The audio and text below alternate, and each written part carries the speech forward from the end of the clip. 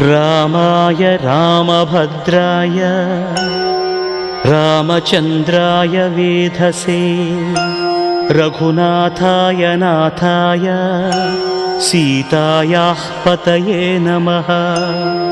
श्रीराम राम रघुनन्दन राम राम श्रीराम राम भरताग्रज राम राम श्रीराम राम रणकर्कश राम राम श्रीराम राम शरणं भव राम राम।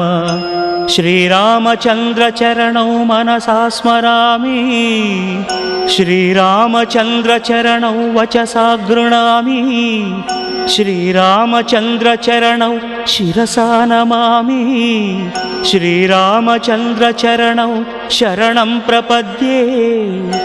माता रामो मत्पिता रामचन्द्रः